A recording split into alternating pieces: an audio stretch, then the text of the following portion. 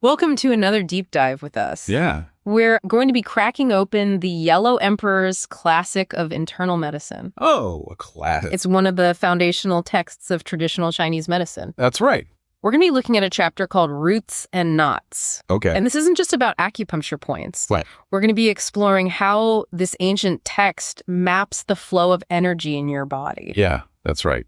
Roots and Knots gives us a framework for understanding how energy or qi moves through specific pathways. Okay, so let's start with the basics. Okay. The text emphasizes the concept of yin and yang. Right. What makes this concept so crucial for understanding health and disease according to the text? Well, the Yellow Emperor's Classic views health as a state of harmonious balance between yin and yang. Okay. Think of it as a dynamic dance between these two forces within us. Mm-hmm. When they're in harmony, we thrive. Yeah. But when they're out of balance, that's when we experience illness. So how does the text use this concept to explain how our bodies change throughout the year? It observes that the dominance of yin and yang shifts with the seasons. Okay. Spring and summer are yang-dominant times, full of growth and outward energy. Uh-huh. Autumn and winter are yin-dominant, a time for turning inward and conserving energy. Yeah. And our bodies mirror these natural cycles. That's fascinating. Yeah. It reminds us that we're deeply connected to the rhythms of nature. Yeah. But sometimes that balance gets disrupted, right? Right. The text mentions something called strange pathogenic qi, Yeah. which sounds kind of ominous. It does, doesn't it? But think of it as those unpredictable elements that can throw us off balance. Okay. A sudden cold snap, a stressful event, even an injury. Mm-hmm. These external factors can disrupt the harmonious flow of qi within us. So understanding this interplay of yin and yang and how external factors can disrupt our internal balance is crucial for effective treatment in traditional Chinese medicine. Absolutely. It's the foundation upon which everything else is built. Oh, And that brings us to those intriguing roots and knots. okay. Imagine your body has a network of energy channels, similar to rivers. Mm-hmm. The roots are the source points of these channels where a qi originates. And the knots are like junctions or gathering points along these channels. Precisely. Okay. And what's fascinating is that each channel plays a specific role, opening, closing, or acting as a pivot. Right. For example, the Taiyang channel is all about opening and allowing things to flow freely. So what happens if there's a blockage in the Taiyang channel? Well, since it governs opening, a blockage could manifest as difficulty adapting to change, Okay. sudden illnesses, Mhm. or even physical stiffness. Interesting. And what about the Kuan channel, the one associated with closing? This one is closely tied to our emotional world. Okay. A blockage here could lead to feeling overwhelmed, Uh-huh. difficulty setting boundaries, or emotional turmoil. It's incredible how these channels seem to govern both physical and emotional well-being. And you mentioned these channels carry vital energy known as qi. Right. Tell us more about this qi. Sure. What exactly is it and how does it flow through those channels?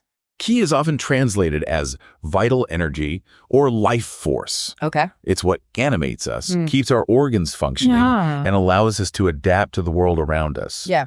And the Yellow Emperor's Classic meticulously maps out how qi circulates through those 12 primary channels, Wow. nourishing every part of us. Can you give us an example? So- Paint us a picture of how qi flows through one of those channels. Certainly, let's take the foot Taiyang channel. Okay. It begins at your little toe. Okay. The root Mm-hmm. winds its way up the back of your leg, Mm-hmm.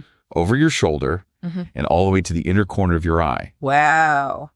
Each point along this pathway has a specific function and influence on the flow of qi. It's amazing how interconnected everything is. It is. But how do practitioners actually assess this flow of qi? Right. Is it something they can feel? One of the key diagnostic tools in Chinese medicine is pulse diagnosis. Okay. But it's much more nuanced than simply counting heartbeats.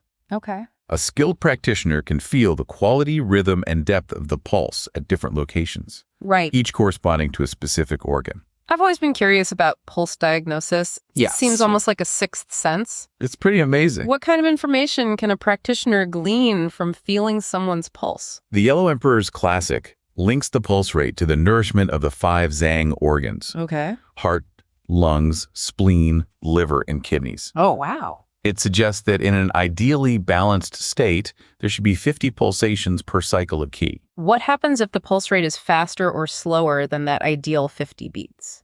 Deviations from that ideal rate can offer clues about the state of qi in specific organs. Okay. For example, a weak or choppy pulse might suggest a deficiency of qi, while a forceful or rapid pulse could indicate an excess. So pulse diagnosis is like a window into the internal state of your qi and the health of your organs. Exactly. Wow, this is fascinating stuff. It is. And I'm particularly intrigued by the idea that treatment needs to be tailored to the individual. Right. What does the text say about that? The Yellow Emperor's Classic emphasizes that there's no one-size-fits-all approach in Chinese medicine. Right.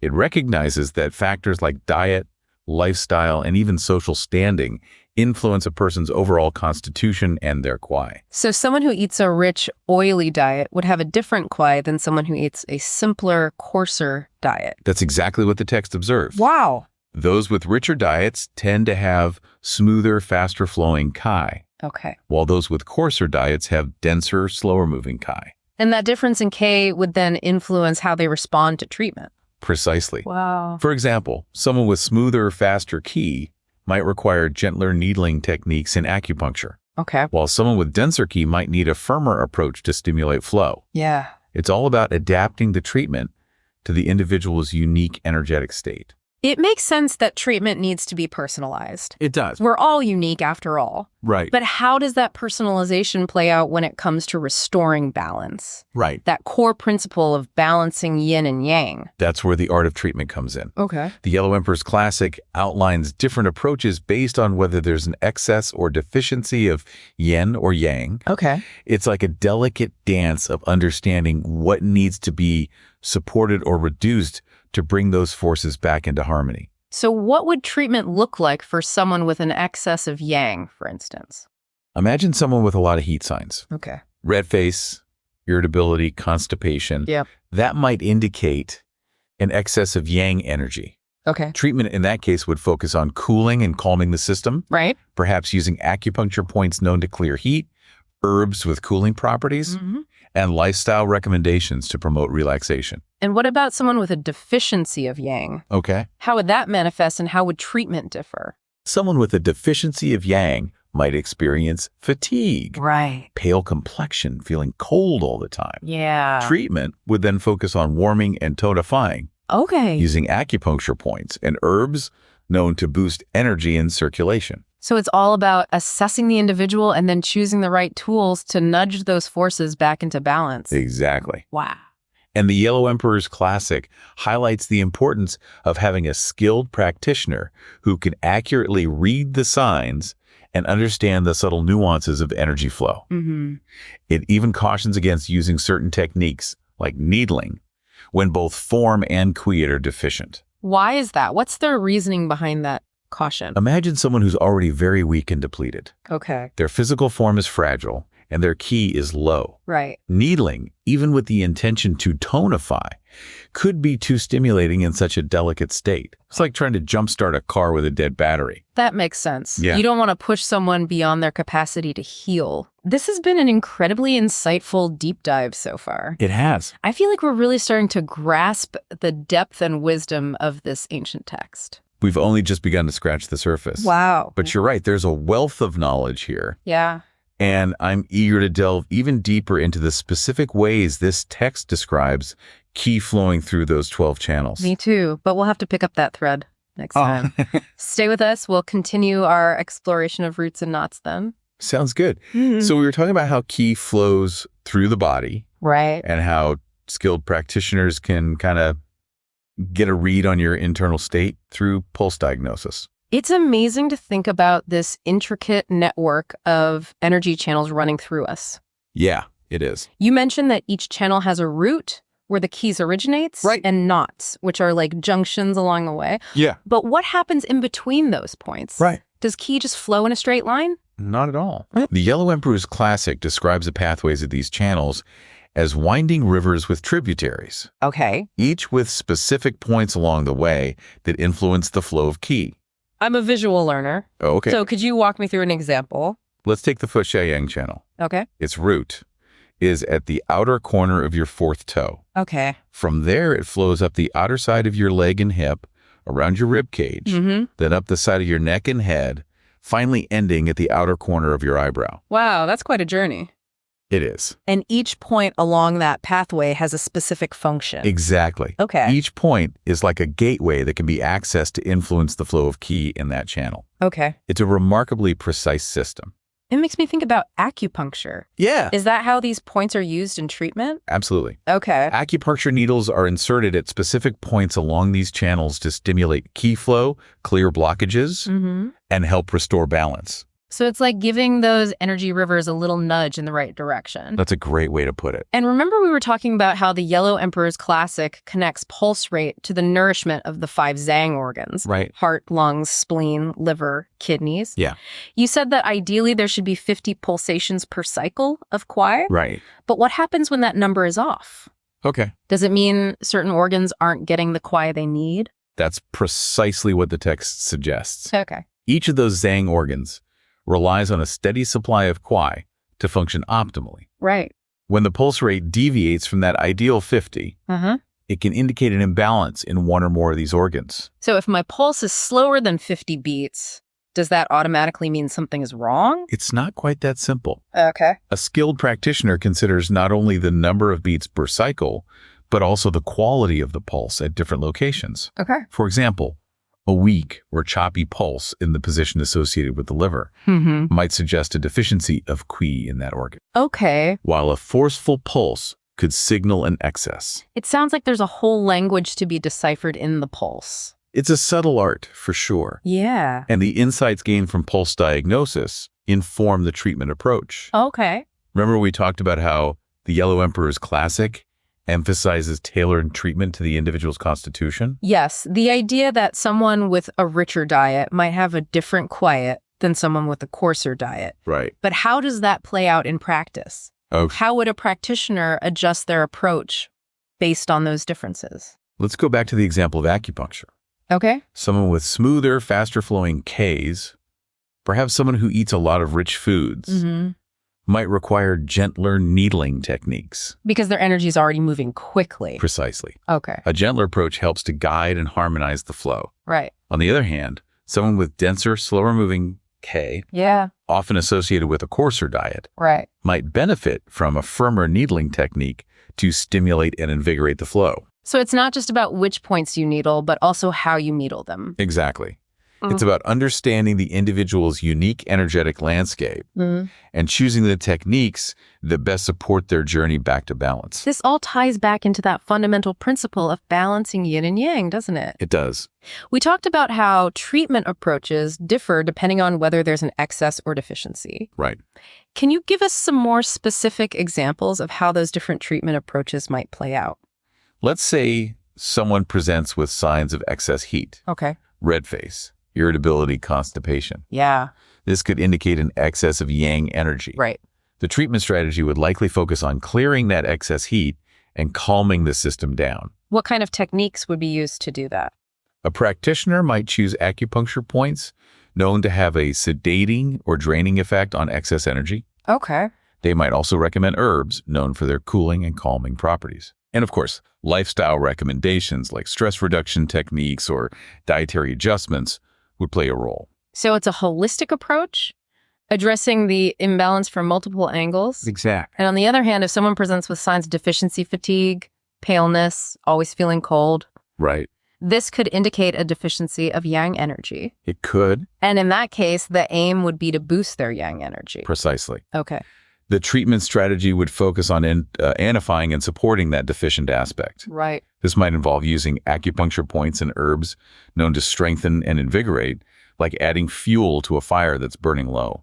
You also mentioned that there are times when certain techniques like needling are avoided. Yes, the text specifically cautions against needling when both form and chi are deficient. Can you remind us why that is? Imagine someone who's already extremely weak and depleted. Okay. Their physical form is frail and their energy reserves are low. Right. Needling, even with the intention to tutify, could be too stimulating for such a delicate state and might further deplete them. So it's about recognizing when a gentle approach is needed? Exactly. Okay. In those cases, the focus might shift to nourishing foods, Right. gentle herbal tonics, and energy cultivation practices like Qigong to help gradually rebuild their strength and vitality.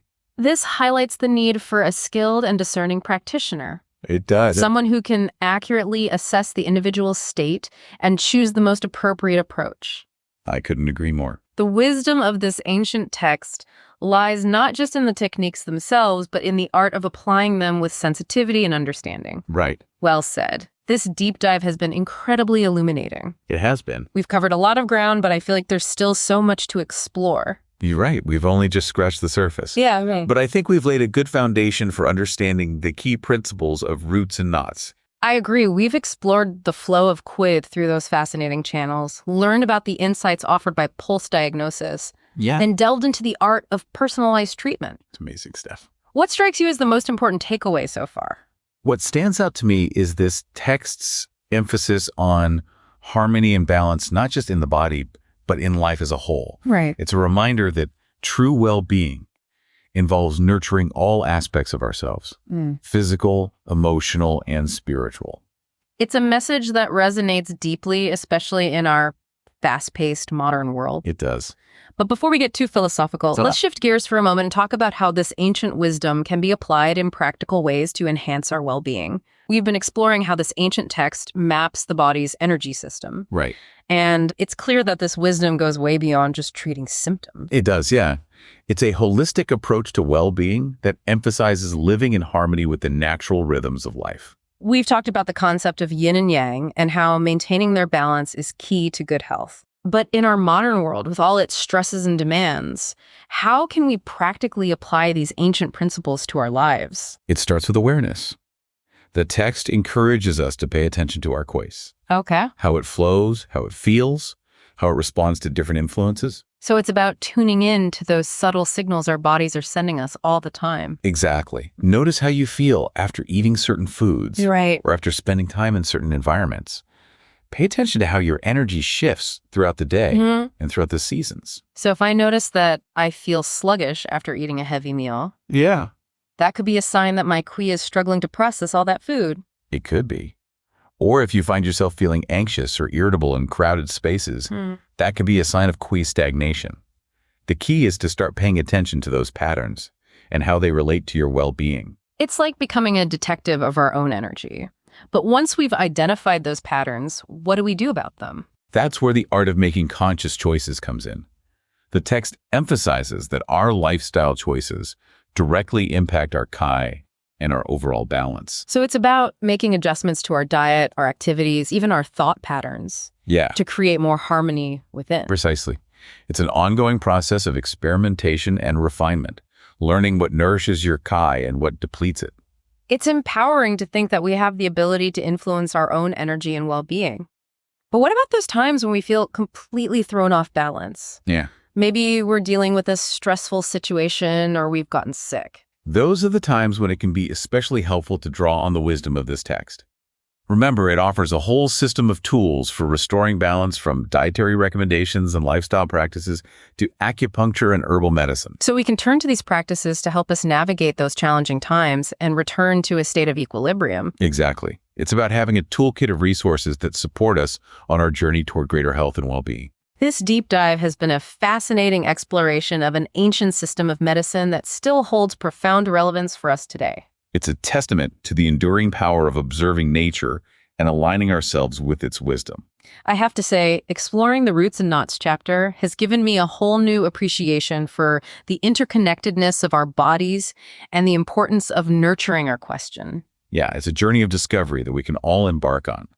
By cultivating awareness of our own energy, making conscious choices that support balance, and utilizing the tools this ancient text offers, we can truly take an active role in shaping our own well-being. That's a powerful message to end on. And for our listeners who are intrigued and want to explore further, where can they go from here? There are many wonderful books and resources available on traditional Chinese medicine and the Yellow Emperor's Classic. You can also seek out a qualified practitioner in your area to experience these principles firsthand. That's a great idea. Well, on that note, we'll wrap up this deep dive. Thanks for joining us as we explored the fascinating world of roots and knots.